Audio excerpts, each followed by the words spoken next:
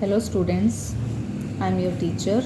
आज हम पढ़ने वाले हैं क्लास 5th का English lesson 1 Aarav and his headphones. हमारे लेसन का नाम है आरव एंड हिज हेडफोन्स। इस लेसन में बच्चों के अंदर जो बुरी आदतें हैं उनके बारे में बताया गया है और साथ ही में उसके साइड इफ़ेक्ट्स के बारे में। तो चलो लेसन को पढ़ना शुरू करते हैं। Arav was an intelligent and bright student of his class. Aarav अपनी कक्षा का एक होशियार और उज्जवल विद्यार्थी था।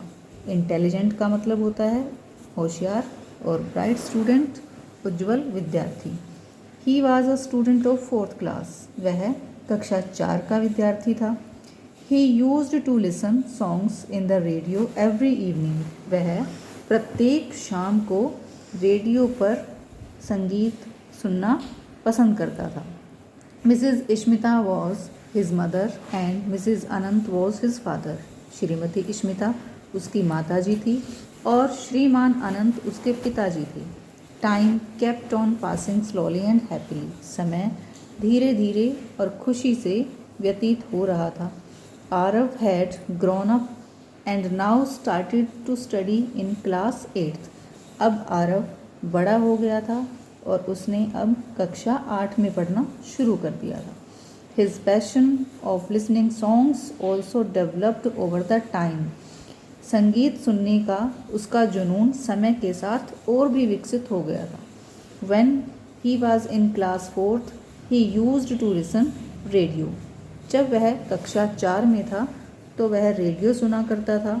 नाउ अब He has a MP3 player with headphones. अब उसके पास एक MP3 प्लेयर हेडफोन्स के साथ था। Aarav also developed the habit of walking on his home terrace. Aarav ने अपने अंदर अपने घर की छत के ऊपर चलने की आदत को भी बना लिया था। एंड यूजिंग हेडफोन्स, और उसके साथ ही हेडफोन्स को इस्तेमाल करते हुए। Many a times it happened that his mother used to call him. बहुत बार ऐसा हुआ था कि उसकी माताजी उसे बुलाती थी। But he was unable to listen. लेकिन वह उसे सुनने में असमर्थ होता था। The only sound he was able to hear was the sound of songs in his MP3 player. केवल एक ही आवाज़ को वह सुन पाता था जो कि उसके MP3 प्लेयर में गानों की आवाज़ होती थी। Many a times his parents used to scold him. बहुत बार उसके माता पिता ने उसे डांटा। स्कोल्ड का मीनिंग होता है डांटना। And told him not to use the headphones, और उसे हेडफोन्स इस्तेमाल ना करने के लिए कहा। But he did not pay any heed to his parents. लेकिन उसने अपनी माता पिता की बात पर कभी भी ध्यान नहीं दिया। वन डे, एक दिन, Mrs Ishmita was cooking food in the kitchen. Shrimati Ishmita रसोई घर में खाना बना रही थी। The time was around 8:30 PM। समय लगभग शाम के 8:30 का था। As usual Aarav was on home terrace. हमेशा की तरह आरव घर की छत पर था। Listening to his favourite songs in headphones. अपने मनपसंद गाने हेडफोन्स में सुन रहा था। His mother came out of the kitchen to call him for dinner. उसकी माता रसोई घर से बाहर उसे रात के खाने के लिए बुलाने के लिए आई। As she reached near the staircase. जैसे ही वह सीढ़ियों के पास पहुंची, शी गोट स्लिप्ड। वह फिसल गई। She got an injury on her head and started bleeding. उसके सर पर चोट आई और खून बहना शुरू हो गया। She was calling Aarav for help. वह सहायता के लिए आरव को बुला रही थी। But he was unable to listen her voice. लेकिन वह उसकी आवाज़ को सुनने में असमर्थ था। She kept on shouting for help. वह सहायता के लिए चिल्लाती रही। एंड स्लोली बिकेम अनकॉन्शियस, और धीरे धीरे वह अचेतन यानी कि बेहोश हो गई। Just at that moment mister Anant arrived at home. उसी समय श्रीमान अनंत घर पहुँचे। As he saw his wife in such a condition. जैसे ही उन्होंने अपनी पत्नी को ऐसी स्थिति में देखा। हिज फेस टर्न्ड पेल, उनका चेहरा पीला पड़ गया। ही शाउटेड टू कॉल आरव, उन्होंने आरव को बुलाने के लिए चिल्लाया। बट ऑल इन वेन, लेकिन सब व्यर्थ था। Aarav was busy in walking and listening to songs, Aarav चलने में और गाने सुनने में व्यस्त था। All the neighbours gathered at Aarav's house, सभी पड़ोसी आरव के घर पर इकट्ठा हो गए। ए डॉक्टर वॉज कॉल्ड, एक डॉक्टर को बुलाया गया। And treatment was given to Mrs Ishmita immediately, और श्रीमती इश्मिता को तुरंत ही उपचार दिया गया। When the doctor was leaving, जब डॉक्टर जा रहा था, आरव केम डाउन, आरव नीचे आया। Tapping his feet on stairs, सीढ़ियों पर अपने पाँव को पटकते हुए। ही सा the floor drenched with blood, उसने फर्श को खून से धंसा पाया। He became worried and ran into his father's room, वह चिंतित हो गया और अपने पिता के कमरे की तरफ दौड़ा। He saw his mother lying on the bed having an injury on her head and his father sitting beside her, उसने अपनी माँ को बिस्तर पर लेटे हुए उसके सर पर चोट के साथ पाया और उसके पिताजी वहाँ पर बैठे हुए थे। He shouts loudly with fear, वह डर से जोर से चिल्लाया। क्राइड अलॉट, और बहुत रोया। रैन टुवार्ड हिज मदर, अपनी माता की तरफ भागा। एंड होल्ड हर टाइटली, और उसे जोर से जकड़ लिया। He kept on crying bitterly, वह बहुत बुरी तरह से रो रहा था। His father was watching him with anger, उसके पिताजी उसे गुस्से से देख रहे थे। He thought to give punishment to Aarav, उसने आरव को सजा देने के बारे में सोचा। But he noticed that Aarav is completely upset, लेकिन उसने देखा कि आरव बहुत बुरी तरह से परेशान है। Mister Anant drop the idea to punish him, श्रीमान अनंत ने उसे सजा देने का विचार त्याग दिया। ही कॉल्ड आरव, उन्होंने आरव को बुलाया। And made him understand his mistake, और उसे उसकी गलती का एहसास करवाया। फ्रॉम दैट डे ऑनवर्ड्स, उस दिन के बाद से Aarav left his bad habit of using headphones, Aarav ने हेडफोन्स प्रयोग करने की अपनी बुरी आदत को छोड़ दिया। इट इज़ राइटली सेड, और सही तो कहा गया है, we should use the technology wisely, हमें तकनीक का प्रयोग बुद्धिमानी से करना चाहिए। इसके बाद लेसन हमारा ये कंप्लीट होता है। अब इस लेसन के वर्ड मीनिंग हम देखेंगे। हमारा पहला वर्ड मीनिंग है इंटेलिजेंट। इंटेलिजेंट को इंग्लिश में हम नॉलेजेबल भी कहते हैं। इसका हिंदी का अर्थ है होशियार। अगला है अनेबल, इंग्लिश में इसका दूसरा मीनिंग है नॉट एबल, यानी कि असमर्थ। अनकॉन्शियस, सेंसलेस, अचेतन या फिर बेहोश। कंडीशन को इंग्लिश में हम स्टेट भी कहते हैं, यानी कि स्थिति। बिटरली, एक्सट्रीमली, बहुत ज़्यादा या बहुत बुरी तरह से। वाइजली, इंटेलिजेंटली, बुद्धिमानी से। तो ये थे हमारे कुछ वर्ड मीनिंग्स जो इस लेसन के अंदर यूज़ हुए हैं। अब नेक्स्ट पार्ट है हमारा इस लेसन का, जो प्रैक्टिस टाइम के अंदर आता है, रीड एंड राइट के regarding. Tick the correct options.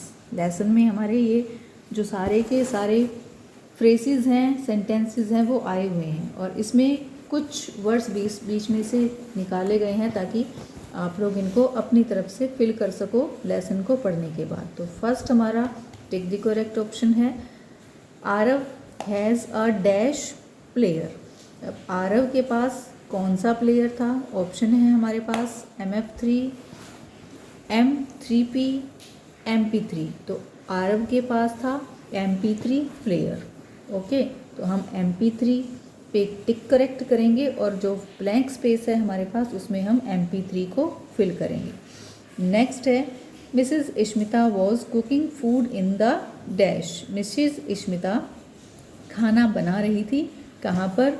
Bedroom में, किचन में या फिर टेरेस पर। तो खाना तो किचन में ही बनता है, तो किचन में, यानी कि बी को हम टिक करेंगे और ब्लैंक स्पेस के अंदर हम किचन राइट करेंगे। ओके, नेक्स्ट है Aarav was on the dash. Aarav कहाँ पर था? आरव टेरेस पर था, तो हम टेरेस को फिल करेंगे और टेरेस के आगे ही हम टिक मार्क करेंगे। Aarav dash came out of the kitchen. Aarav की खाली स्थान है आगे, किचन से बाहर आई। कौन आया था किचन से बाहर? उसकी मदर। तो मदर के आगे हम टिक करेंगे और ब्लैंक स्पेस में हम मदर राइट करेंगे। नेक्स्ट है Mrs Ishmita was calling dash for help. Mrs Ishmita सहायता के लिए किसको बुला रही थी? आरव को। तो आरव के आगे हम टिक करेंगे और ब्लैंक स्पेस में हम आरव लिखेंगे। तो ये प्रैक्टिस टाइम का first portion, tick the correct option, जो हमने अभी कंप्लीट किया है, इसको हमने। अब नेक्स्ट पोर्शन है हमारा fill in the blanks. Fill in the blanks using suitable words. Lesson के अंदर से ही ये सारे के सारे सेंटेंसेस लिए गए हैं, बीच में से कुछ वर्ड्स को काट दिया गया है और वो लेसन के अंदर आए हैं, और उन्हीं को हमने दोबारा से रिमाइंड करते हुए इन ब्लैंक स्पेसेस को फिल करना है। तो फर्स्ट है the dash was around 8:30 PM। तो 8:30 PM के आसपास क्या हुआ था? समय हुआ था। तो ब्लैंक स्पेस के अंदर हम टाइम को फिल करेंगे। Mrs Ishmita called Aarav for dash. Shrimati Ishmita ने आरव को डिनर के लिए बुलाया था। तो ब्लैंक स्पेस में हम डिनर फिल करेंगे। नेक्स्ट है डैश गोट स्लिप्ड। फिसला कौन था? मिसेज इश्मिता। ब्लैंक स्पेस में मिसेज इश्मिता का नाम लिखेंगे। Mrs Ishmita became dash. Mrs Ishmita फिसलने के बाद क्या हो गई थी? अनकॉन्शियस। तो ब्लैंक स्पेस में हम अनकॉन्शियस लिखेंगे। Next is mister Anant arrived at dash. Mister Anant कहाँ पर आए थे? घर पर। तो ब्लैंक स्पेस में हम होम लिखेंगे। नेक्स्ट है सी पार्ट हमारा write true and false. Write T for true and F for false statements. यहाँ पर कुछ स्टेटमेंट्स दी गई हैं जिनके आगे हमें ये लिखना है कि क्या वो सही है या फिर गलत हैं, वेदर दे आर ट्रू और whether they are false. Okay, first is Aarav was a student of class 4th। Aarav चौथी कक्षा का विद्यार्थी था। ये ट्रू है क्योंकि वह चौथी कक्षा का ही विद्यार्थी था जब लेसन हमारा स्टार्ट होता है तब। सेकंड है time kept on passing slowly and happily. ये लाइन भी हमारे लेसन के अंदर आई है, time kept on passing slowly and happily, so that it is also true. तो इसके आगे भी हम ट्रू फिल करेंगे। Aarav was develop the habit of walking on his home terrace. Aarav ने अपने अंदर होम टेरेस पे चलने की आदत भी बना ली थी, ये भी ट्रू है। Anant did not pay any heed to his parents. Anant did not pay any heed to his parents. Anant अपने माता पिता की बात पर ध्यान नहीं दिया था। यहाँ पर अनंत की बजाय आरव आना था, तो इसीलिए ये जो स्टेटमेंट है वो गलत है। तो यहाँ पर हम क्रॉस का निशान लगाएंगे। Next is Mrs Ishmita got an injury on her head. Shrimati Ishmita को उसके सर पर चोट लगी थी, तो ये सही है। तो ये हमारा ट्रू फॉल्स का पोर्शन कंप्लीट। इसके बाद है आंसर द फॉलोइंग क्वेश्चंस। कुछ हमें क्वेश्चंस पूछे गए हैं जो लेसन के रिगार्डिंग है, तो इनका आंसर अब देख लेते हैं। Where Mrs Ishmita slipped. Shrimati Ishmita कहाँ पर फिसली थी? Mrs Ishmita slipped near the staircase. Mrs Ishmita सीढ़ियों के पास फिसली थी। Why Aarav was unable to listen his father's voice. Aarav को उसके पिता की आवाज़ क्यों सुनाई नहीं दी? Because he was busy in walking and listening the music on his MP3 player. इसीलिए उसको उसके पिता की आवाज़ नहीं सुनाई दी। बट हैपेंड व्हेन आरव सा his mother lying on bed. जब आरव ने अपनी माता को बिस्तर पर लेटे पाया तब क्या हुआ? जब आरव ने अपनी माता को बिस्तर पर लेटे पाया तो वह बहुत ही डर गया था और बहुत ज़ोर से चिल्लाया और जाकर अपनी माँ को उसने ज़ोर से जकड़ लिया। इंग्लिश में answer.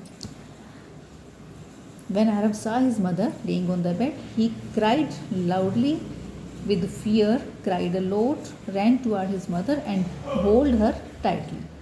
Why Mr. Anant did not punish Arav? Mr. Anant ने आरव को सजा क्यों नहीं दी? Mr. Anant did not punish Arav because Arav was completely upset. So Mr. Anant dropped the idea to punish him. What happened in the last part of the story? कहानी के अंतिम भाग में क्या होता है? कहानी के अंतिम भाग में अनंत आरव को उसकी बुरी आदत के बारे में समझाता है और आरव अपनी हेडफोन्स यूज़ करने की बुरी आदत को छोड़ देता है. In the last part of the story Aarav left his bad habit of using headphones. So students, ये हमारा फर्स्ट लेसन कंप्लीट हो चुका है. Okay, thank you, bye.